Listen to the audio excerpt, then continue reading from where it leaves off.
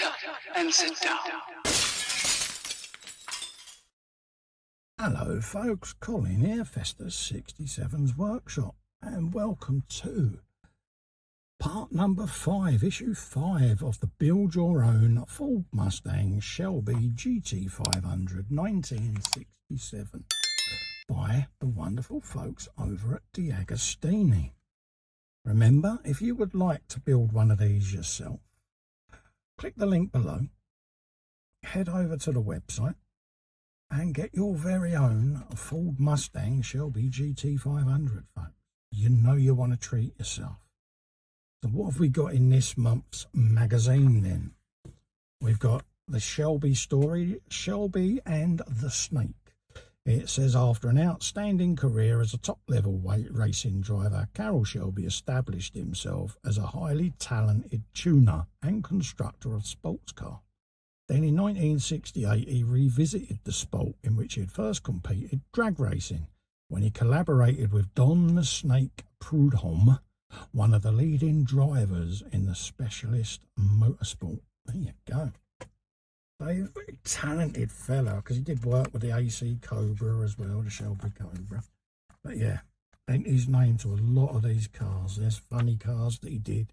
The Mustang Special as well.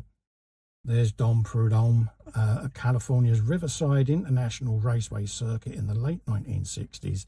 The engine is a supercharged, full-injected Ford 427 single overhead camshaft V8.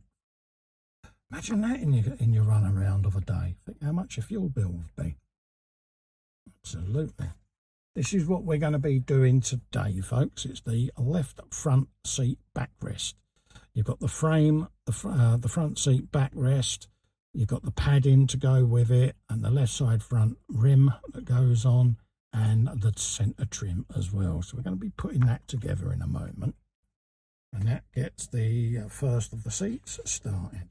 And yes, it's literally just off to my side there. And yeah, there's an idea of the scale already, folks. We've got them bits there to do. Got really decent exploded diagrams there of all the parts that we're going to need to complete today's build up. You've even got like the foam padding has a little recess notched into it for the trim piece to go into. And then it shows you there on your model where it's going to sit. We then got some more information on the Ford GT, the birth of a legend, which was a racing car created with the intention of beating the Ferraris in the 24 Hours of Le Mans. It did so in 1966, just 2 years after its debut.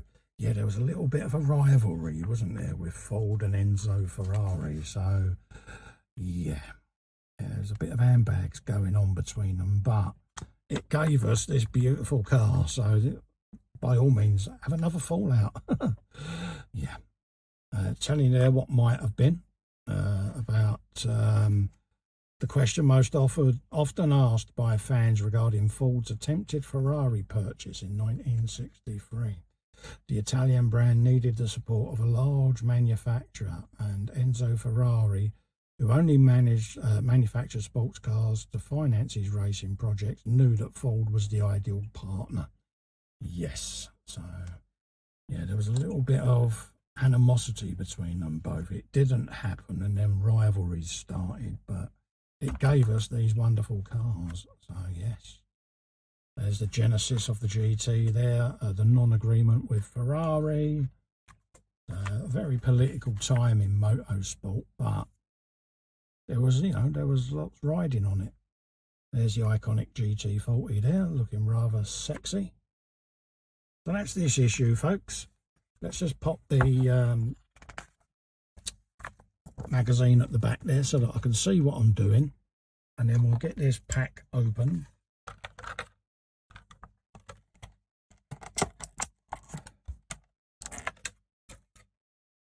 Right, that's the bits we're after today.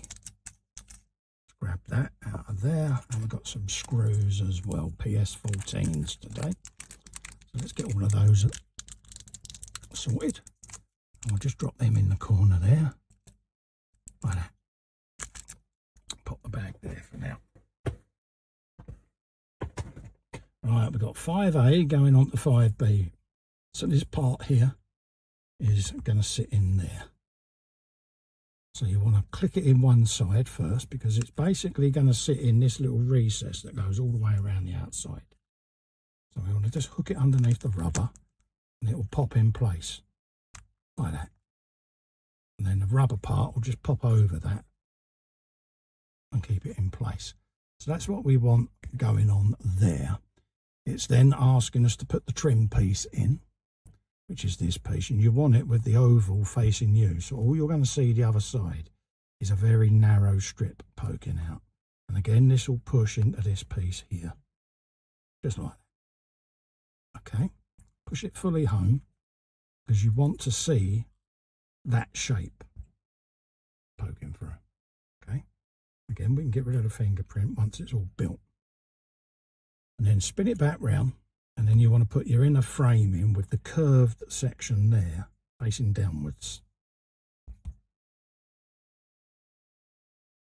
And just rest that in the seat like that. All the way like so. Okay, so this is the part that's going to tilt the seat forward. So that's what it's asking, and then we're holding that in place with 4 of the screws. Let's just pop that on there. So let's grab the screws. We want 4 of those off of there. The staple, don't want that. Pop that in there, and then we'll give those a dab of oil as well. Even though they're going into plastic, I still find a little bit of oil just helps the thread cut itself in the plastic, folks. So that's what I'm doing on mine. Like that. Pop that into place, and then with my finger on the end there, I can just start screwing that home, just so that it nips. Again, I do it in diagonals. Just personal preference.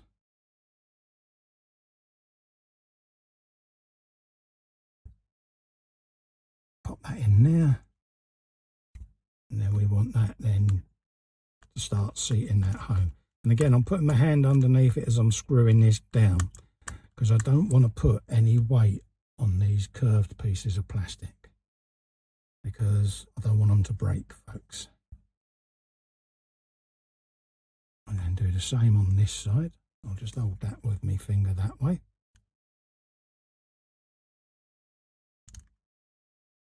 And then that finds its way home very nicely. And then we've got one more screw to go right over in the opposite corner. Just like that. And just pop that in there like that.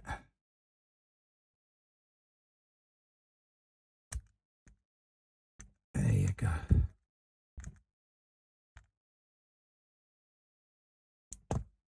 Like so. And that's that now held in place. And that should leave us now just to pop that foam piece in.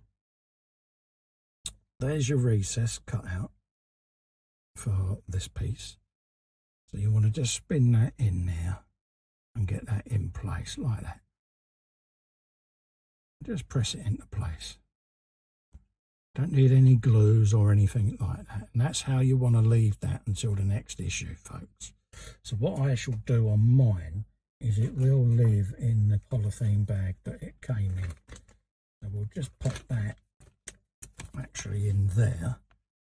And that's then for safekeeping. That will live in that bag. Just like so. And that will protect that seat quite nicely until I need it next time round. So that's what I'm going to do with mine.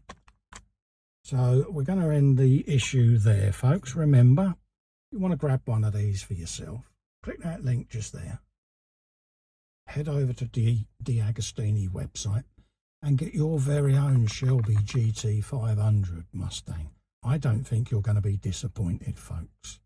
So until the next issue, which should, by powers of deduction, be episode number 6, stay safe, stay well, thank you for watching, go grab a Mustang.